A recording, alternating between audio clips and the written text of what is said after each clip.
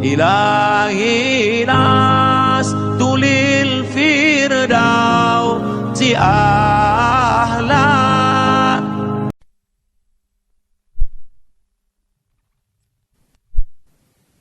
Waalaikumsalam warahmatullahi wabarakatuh. Para pendengar dan peminat kaset yang tengah diputar ini, saya menyatakan rasa bahagia, rasa syukur kepada Allah dapat menyampaikan dakwah saya ini sekarang dengan kaset. Moga-moga dapat tuan-tuan putarkan, tuan-tuan dengarkan ketika tenang-tenang dengan anak-anak di rumah, atau ketika naik mobil, di mobil-mobil yang dapat memasang kaset dalam perjalanan yang jauh, sehingga kecapean dan kepenatan dalam perjalanan pun hilang karena mendengarkan suara ini. Yang akan jadi cerita saya pada hari ini adalah apa yang pernah kejadian di zaman Nabi kita Muhammad sallallahu alaihi wasallam. Di dalam riwayat ada diceritakan bahwa pada suatu hari, kira-kira pukul 9 pagi sepenggalah matahari naik, Rasulullah sallallahu alaihi wasallam berjalan dari rumahnya, dari biliknya, menuju ke dalam masjid beliau yang mulia di Madinah. Ketika itu biasanya ada juga orang yang sembahyang di masjid, sembahyang sunat duha. Tapi umumnya masyarakat sudah keluar dari rumahnya pagi-pagi, bekerja menurut bidang masing-masing. Yang pergi bertani, yang pergi berniaga, yang pergi mengembalakan unta atau kambingnya. Tinggallah beberapa orang saja. Beliau lihat di sudut masjid ada satu orang pemuda sedang duduk tafakkur termenung. Mukanya kelihatan muram saja, menunjukkan kesedihan yang terpendam di dalam hatinya. Rasulullah mendekat kepada pemuda yang tafakkur itu. Setelah dilihatnya Rasulullah datang, dia pun menengadahkan muka. Rasulullah pun bertanya, "Mengapa di saat begini engkau duduk tafakkur dalam masjid? Dan wajahmu kelihatan ada menampakkan kesedihan atau muram durja. Apakah yang engkau derita sekarang ini?" Jadi pemuda tadi menjawab, "Hazanun lazimatni ya Rasulullah wa duyunun." Artinya, aku ditimpa duka cita ya Rasulullah karena utang. Rupanya orang ini berutang. Utang telah lama, janji sudah dekat, persediaan buat membayar belum ada. Itu yang saya menungkan di sini ya Rasulullah. Dengan senyum Rasulullah menjawab, "Sudikah engkau kalau aku ajarkan kepadamu suatu bacaan? Apabila bacaan ini, yaitu berupa doa, engkau baca pagi-pagi, dan nanti petang-petang pun engkau baca pula dengan hati khusyuk, insya Allah hutangmu itu akan terbayar." Tentu pemuda tadi dengan besar hati menjawab, tentu ya Rasulullah. Aku senang sekali kalau dapat engkau ajarkan kepadaku apakah doa itu. Lalu Rasulullah mengajarkan kepada pemuda itu doa ini. Inilah yang akan saya bacakan pula, mudah-mudahan kita semuanya dapat pula mengambil bacaan ini menjadi bacaan kita. Kita baca pagi, kita baca petang. Apa bunyinya? Allahumma inni a'udzubika minal hammi wal hazani wa a'udzubika minal ajzi wal kasli wa a'udzubika minal bukhli wal jubni wa a'udzubika min ghalabatid daini wa qahrir rijal. Sebelum kita uraikan atau kita tafsirkan artinya satu demi satu, baik kita artikan secara keseluruhan lebih dulu. Artinya ialah, ya Tuhanku, aku berlindung kepada Engkau daripada ini. Lalu disebut 8 banyaknya. Yang pertama, aku berlindung kepada Engkau daripada duka cita, daripada kesusahan dan duka cita.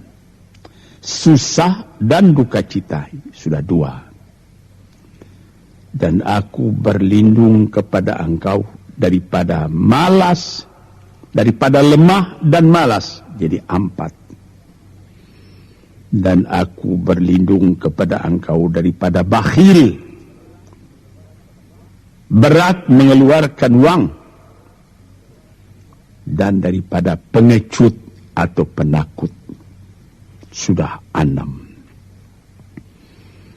Dan aku berlindung kepada Engkau daripada pengaruh berutang dan daripada kekuasaan orang lain atas diri kita sehingga kita tidak mempunyai kemerdekaan pribadi lagi.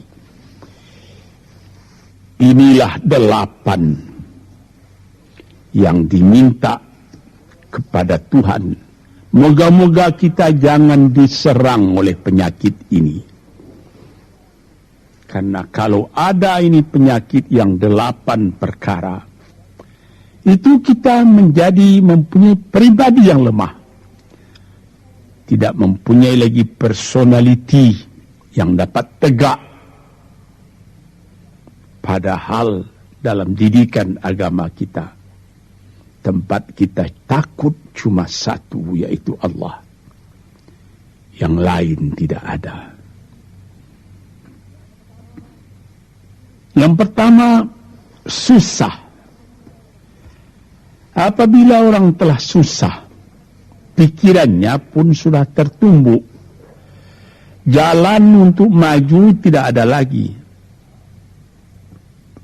Padahal dalam kehidupan itu, manusia tidak akan berjalan di atas jalan yang datar saja, yang bertaburkan kembang. Kehidupan itu mendaki, menurun, melereng, berenang, melewati ombak dan gelombang. Itu pasti dalam hidup. Apa yang disusahkan? Kusut, tak ada kusut yang tidak selesai. Keruh, tak ada keruh yang tidak jernih. Apabila fikiran kita telah susah lebih dulu, maka gelaplah jalan yang kita tumpuh ke muka dalam kehidupan tadi. Yang kedua, kita disuruh berlindung kepada Allah daripada duka cita. Yang menyebabkan orang duka cita itu memang banyak. Misalnya, kehilangan barang yang disukai, kematian orang yang disenangi, bahaya yang datang dengan tiba-tiba, orang yang ditunggu sudah lama tidak datang, barang yang dicari tak bertemu, dan lain-lain sebagainya. Lalu tumbuh hazan, duka cita. Kalau kesusahan menjadikan soal yang kita hadapi jadi kusut, kedukaan menyebabkan jalan yang kita tempuh jadi gelap. Nah, ini dua hal yang bisa menghambat, menjadi rintangan bagi manusia di dalam kehidupannya. Lalu yang ketiga, aku berlindung kepada Engkau ya Allah minal ajaz. Lemah. Lemah apa? Lemah fikiran. Tidak ada energi lagi. Tidak ada inisiatif lagi. Menyerah saja. Lemah. Belum dihadapi suatu soal, hati lebih dulu sudah lemah. Merasa itu soal terlalu besar. Padahal kalau dihadapi, tidak ada kusut yang tidak terselesaikan. Tidak ada keruh yang tidak terjernihkan. Yang lebih berbahaya lagi. Yang keempat, apa? Malas. Kalau sudah malas, apa yang akan dikerjakan lagi? Kita duduk saja termenung-menung dalam kemalasan. Lalu angan-angan banyak, cita-cita mati. Angan-angan hendak terbang, padahal sayap tidak ada. Angan-angan hendak mempunyai ini, hendak mempunyai itu, hendak mempunyai Mercedes-Benz, hendak mempunyai rumah besar. Tapi ikhtiar tidak ada. Sebab itu ada pepatah dari orang tua-tua kita lebih di zaman dulu. Dikatakannya, mati, ini di zaman penjajahan dulu ini. Mati Belanda karena pangkat, katanya. Mati Cina karena kaya, katanya. Mati Keling karena makanan, katanya. Mati Melayu atau Indonesia karena angan-angan. Ini dia. Angan-angan karena malas saja, berangan-angan. Tapi malas. Jadi tidak jadi. Dan itu membentuk juga kepada diri kita. Orang pemalas itu jalannya lunglai saja, matanya muram saja, tak jauh dia memandang. Nah, ini penyakit. Itu 4 penyakit. Lantas dikatakannya lagi yang nomor 5 dan nomor 6. Wa a'udzubika minal bukhli wal jubni, dan aku berlindung kepada Engkau daripada bakhil dan pengecut. Ini lebih berbahaya lagi. Dikumpul-kumpulnya harta banyak-banyak, maksudnya tadi hendak menguasai harta itu. Lama-lama dengan tidak disadarinya, harta itulah yang menguasai dia. Dia menjadi bakhil. Siang malam tidak ada kesenangan, cuma sibuk cari uang.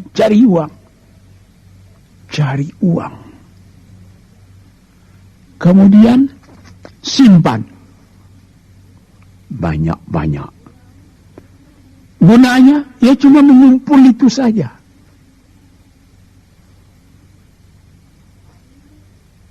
Akhirnya berapa banyaknya orang yang mengumpul harta banyak-banyak, faidahnya tidak didapatnya.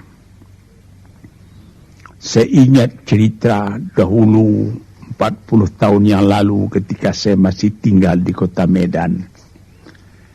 Ada satu orang kaya mengumpul harta.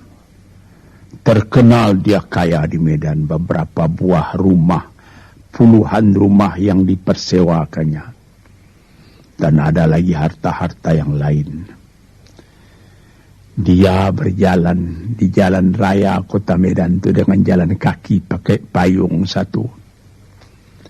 Padahal orang sudah mulai membeli mobil. Entah Cadillac lah, entah Chevrolet lah. Model-model yang terkenal sebelum perang. Anaknya mengambil faidah dari kekayaan ayahnya. Dia beli mobil dengan uang ayahnya. Lalu orang bertanya, Tuan, anak Tuan sudah naik mobil, Tuan masih jalan kaki. Apa jawab si bakhil tadi? Saya anak orang miskin, anak saya anak orang kaya, katanya. Inilah orang yang bukan lagi mencari harta buat menguasai harta itu, tetapi dia mencari harta buat dikuasai oleh harta itu. Yang nomor 6 lebih jahat lagi apa? Jubun, pengecut. Pengecut ini menjadikan separuh dari kehidupan manusia menjadi gagal. Ada pepatah orang, kalau engkau berniaga atau berusaha, meskipun modalmu tadinya tidak ada, asal engkau berani, itulah modal utama dalam hidup. Sesuai dengan pepatah Melayu atau pepatah Indonesia lama, dia katakan,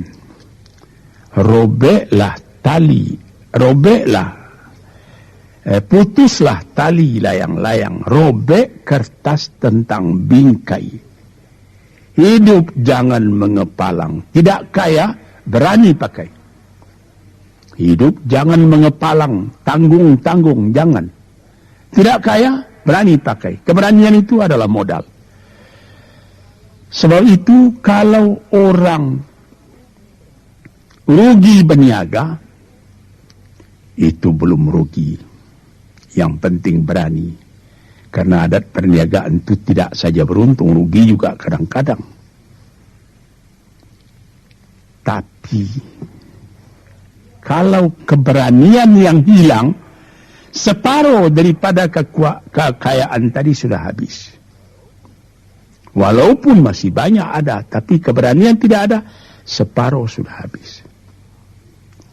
Akhirnya, walaupun kekayaan besar, tapi kepercayaan hilang, itu namanya habis, tidak ada lagi.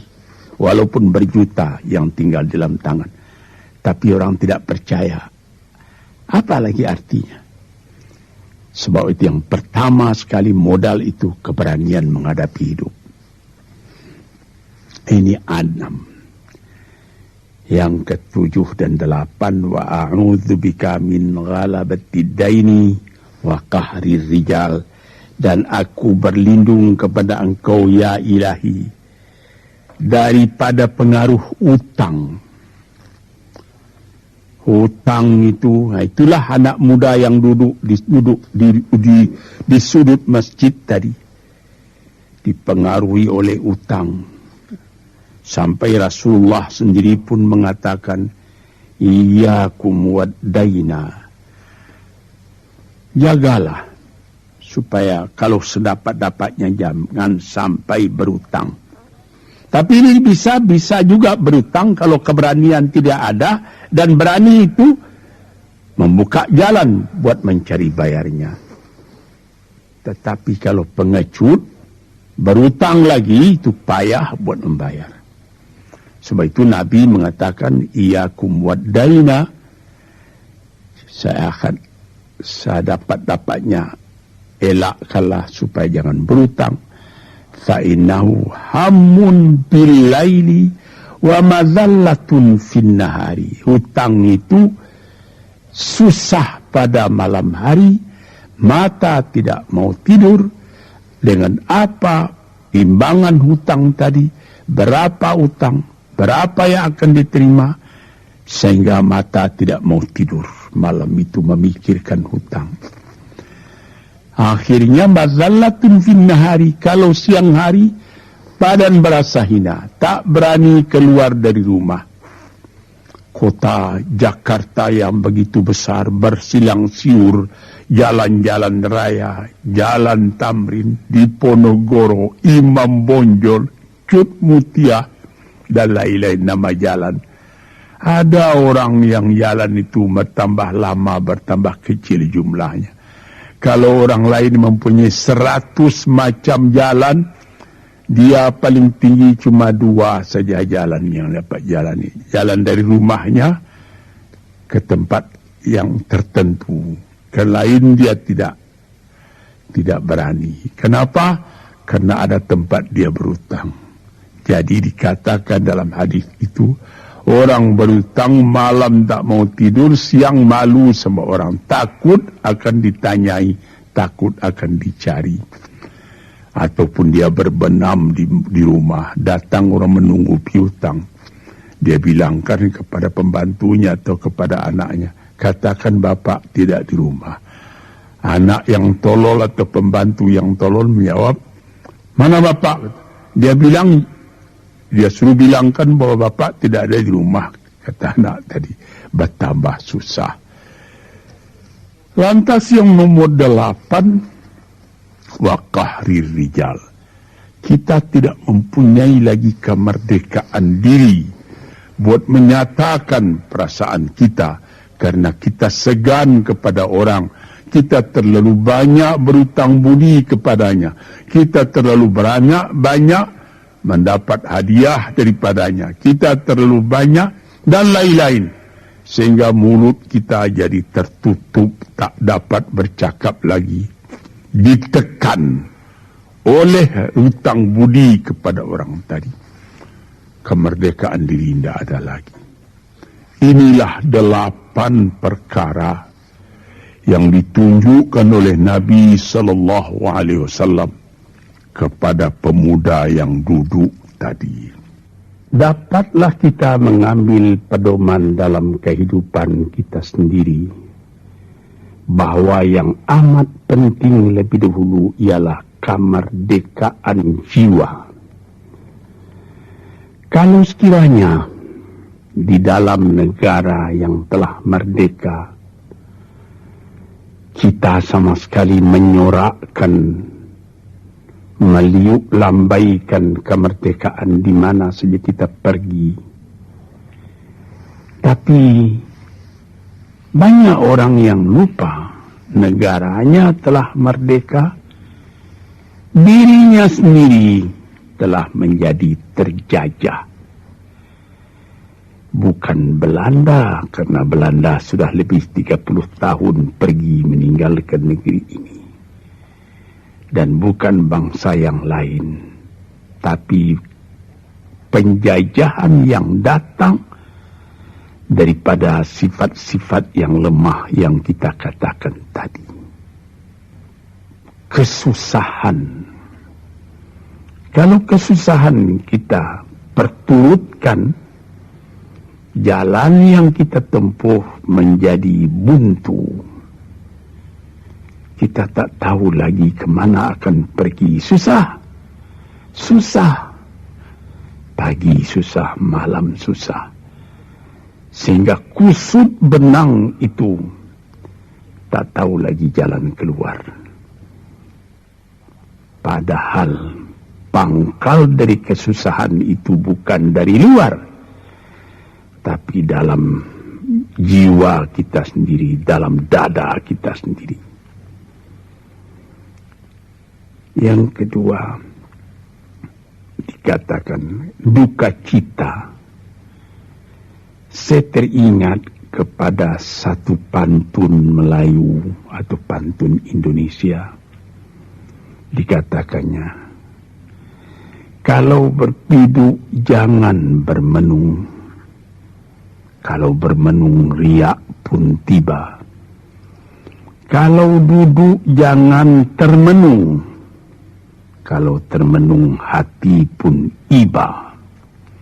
Kalau hati sudah iba, jalan tertumbuk.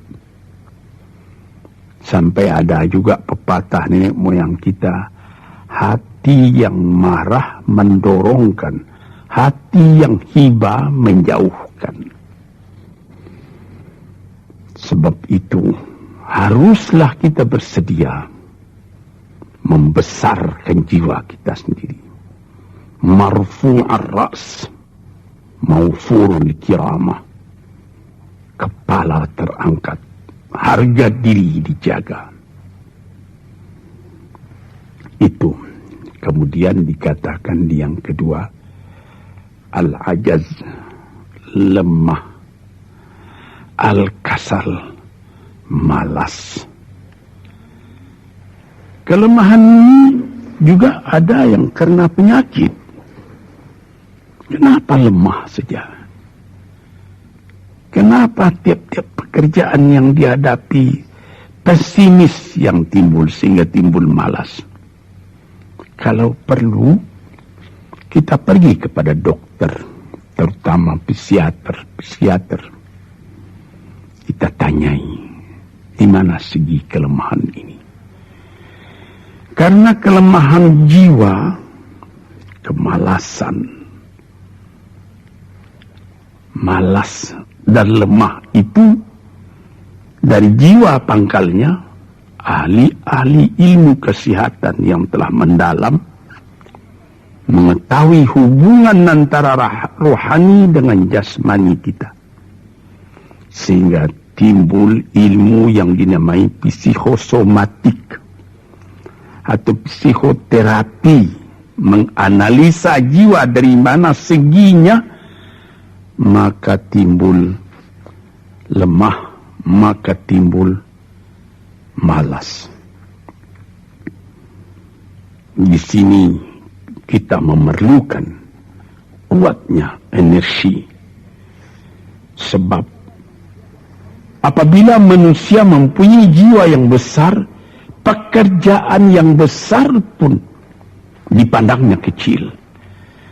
Tetapi apabila manusia mempunyai jiwa yang kecil, pekerjaan yang kecil pun dipandangnya besar. Kita misalkan saja kedua orang pemimpin yang kita cintai dan kita hormati. Proklamator kita Bung Karno dan Bung Hatta. Mereka mempunyai jiwa-jiwa yang besar. Sebab itu mereka memproklamirkan kemerdekaan Indonesia.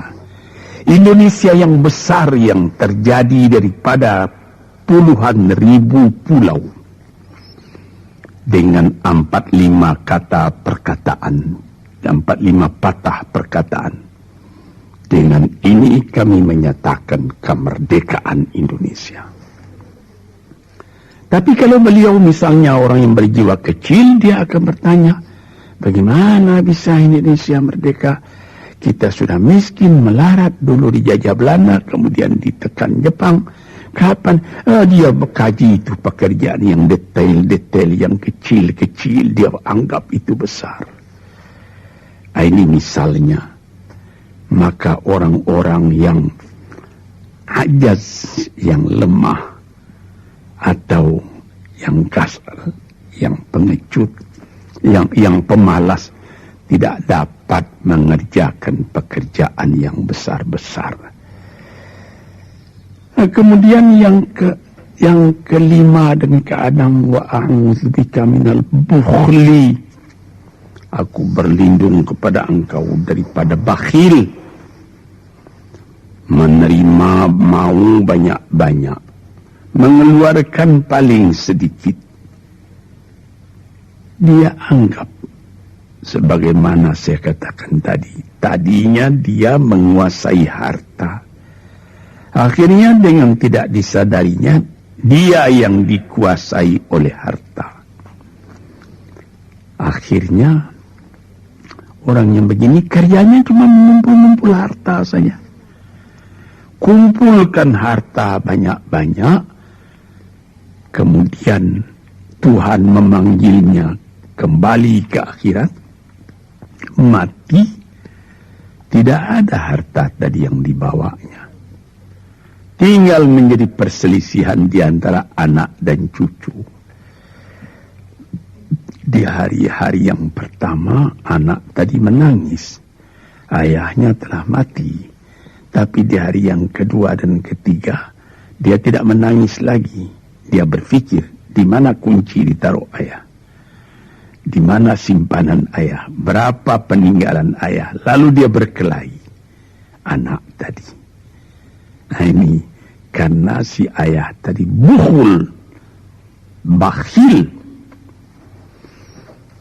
Nikmatnya orang lain yang merasai, dia sendiri sengsara diperintah oleh hartanya itu. Apatah lagi yang keenam, jubun, pengecut. Dia berjalan siang, dia berjalan malam hari. Kelihatannya olehnya pohon kayu bergerak-gerak. Disangkanya itu hantu. Dia lari terus. Bertambah lari, bertambah takut. Akhirnya dia pingsan karena sudah lari itu. Dilihat tidak ada apa-apa oleh orang yang berani. Ini orang yang gagal di dalam perjalanan hidupnya. Karena penakutnya, karena pengecutnya itu. Padahal di dalam keterangan agama sendiri, orang-orang yang beriman kepada Allah dikatakan la tahinu wa la ta'zanu wa antumul a'launa in kuntum mu'minin.